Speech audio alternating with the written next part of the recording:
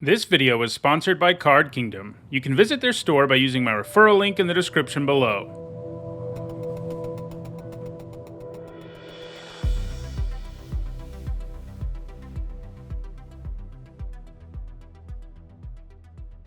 Hi everyone, I'm Nitsa Hone, and today is Friday, and that means it's time for the 577th MTG Top 10. In this series, I rank cards based on their historical performance at Magic's highest level of competition, and today we're going to take a look at cards that give you an extra combat phase. An extra combat phase is a pretty big deal if you're beating down, as it lets you attack with your creatures all over again. When things are going well for you, that extra combat phase is pretty impossible for your opponent to come back from.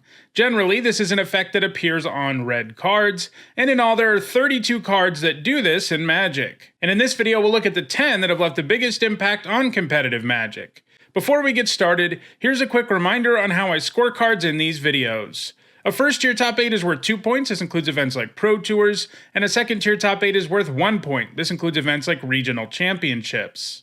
Alright, let's dive into the list.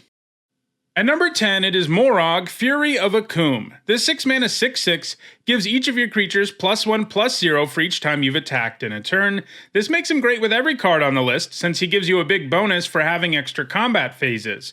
Of course, even if you don't get an extra combat phase in a turn, it still means your creatures will have +1/+0 when they're attacking. And of course, Morog comes with the ability to give you one of those extra combat phases, in this case using a landfall trigger. So as long as you have a land to play in your second main phase, you not only get another combat phase, your creatures will also get an additional +1/+0. Its only point came in a standard Omnath ramp deck. This deck could have used landfall triggers on cards like Morog and Omnath, so you definitely got to take some extra combat phases. At number 9, it is Godo, Bandit Warlord. When it enters the battlefield, this 6-mana 3/3 tutors up an equipment and puts it directly on the battlefield, and when it attacks for the first time each turn, you get to untap it and all of your samurai, and you get an additional combat phase. Both of its points came in Legacy sneak attack decks, where Godo would tutor up Batterskull when you cheated it into play.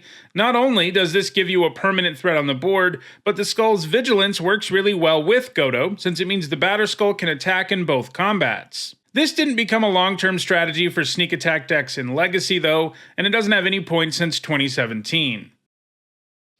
At number 8, it is Seize the Day. It has the same total points as Godo, but more Pro Tour top 8, so it won the tie. This 4-mana sorcery untaps a creature and gives you an additional combat phase, and it comes with Flashback. That can allow you to have 2 creatures attack a second time, assuming you can cast it all in the same turn, or you can give yourself 3 combat phases in a single turn and let one creature attack 3 times. A Psychotog deck featuring Seize the Day top-8'd Worlds in 2002, those decks are built to win the game in a single swing with a massively pumped Psychotog, and Seize the Day made it easier for you to make sure it got through for lethal because you didn't have to pump it quite as big if it was attacking 2 or 3 times. It hasn't gained any points since rotating out of Standard. At number 7, it is Finest Hour, which is the only card on the list that doesn't have red in its identity. This 5-mana Bant enchantment comes with Exalted, which means if you have a creature attack alone, it gets +1/+1. Additionally, if you attack with a lone creature, if it's the first combat, Finest Hour lets you untap that creature and take advantage of an additional combat phase. This means you can just attack with the one thing the first time and attack with everything the second time, if that's advantageous. It was played in Bant aggro and mid-range decks while it was in Standard. At number 6, it is Hellkite Charger. This 6-mana 5/5 dragon comes with flying and haste, and when it attacks you can pay 5 generic and 2 red mana to untap all of your creatures and gain an additional combat phase. It got all of its points in big red decks in the Standard of 2010. At number 5, it is Zariel, Archduke of Avernus. This 4-mana 4-loyalty Planeswalker comes with a -6 that creates an emblem that gives you an extra combat phase on every turn. She also comes with 2 other great abilities, including a +1 that gives your whole board +1/+0 in haste, and a 0 ability that makes a 1/1 devil token that pings something when it dies. She gained points in Mono Red and Boros aggro decks in Standard, but doesn't have any points since rotating out of the format.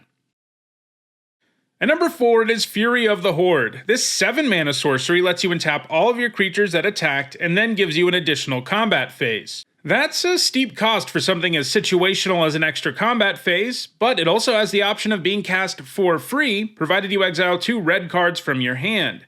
That does mean you 3-for-1 yourself, but if you're winning the game with that extra combat phase, it doesn't really matter. It's seen play in modern Reanimator decks, which usually cheat something like Gristlebrand, Worldspine Worm, or Borborygmos Enraged into play. Having Fury in your hand means that each of these can usually win you the game in a single turn, and you don't have to pay any additional mana to make it happen. It hasn't gained any points, though, since 2018. At number 3, it is Aurelia the War Leader. She's a 6-mana 3/4 with Flying, Vigilance, and Haste, and when she attacks for the first time each turn, you get to untap all your creatures and get an additional combat phase. Because she has Flying and Haste, she's usually going to be able to attack pretty effectively the turn she comes down, and thus also give you that extra combat phase immediately. She was played in Naya midrange and aggro decks while in Standard, and she's also picked up a single point in a Pioneer Jeskai control deck. It isn't entirely impossible that she gains more points in Pioneer in the future, but it doesn't seem like she's about to gain a whole lot of points in the format either. At number 2, we've got a split card, Response and Resurgence. The Resurgence side is what gets it on the list. It's a 5-mana sorcery that gives your whole board Vigilance and First Strike, and gives you an extra combat phase.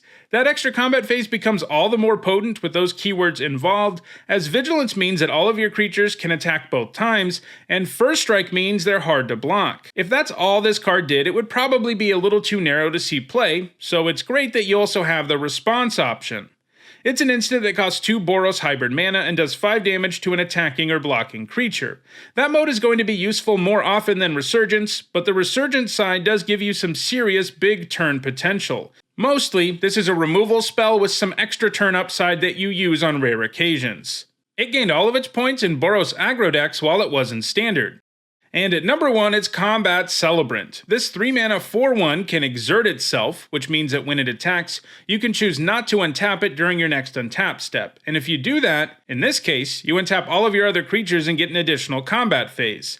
Obviously, a 4/1 is pretty small, but it doesn't have to survive combat to give you that extra combat phase, and the fact that it has 4 power means your opponent can't usually just take it either, so they often end up needing to give up a blocker, making your second combat phase more potent.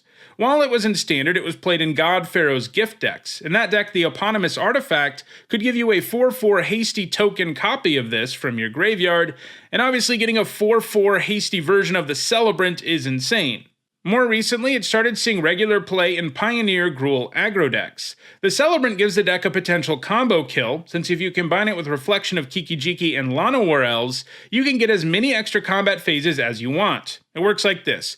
You use the Reflection to make a copy of Combat Celebrant, and when the Celebrant attacks you exert it, it untaps all of your creatures, including the Reflection and Elves, and then you can just make another copy of the Celebrant for the next combat phase, and you can just keep giving yourself those extra combat phases until your opponent is dead. This deck is doing really well in Pioneer right now, because it can just curve out and win like any aggro deck, but this extra combo angle makes the deck even harder to combat. Combat Celebrant looks well positioned to keep gaining points, unlike every other card on the list, so it looks pretty likely that it's going to remain number 1 on this list for the foreseeable future. So those are the 10 cards that give you an extra combat step that have left the biggest mark on competitive Magic. If you're interested in having more than one combat in a turn, check out the description where you can find a direct Card Kingdom link for every card that appeared in the video. If you enjoyed this video, do me a favor and like it and share it so that others will enjoy it too. If you want to make sure you catch future videos, don't forget to subscribe, and if you want to catch up on past videos, including more than 570 other MTG Top 10s, you should see some playlists on your screen shortly. Thanks for watching.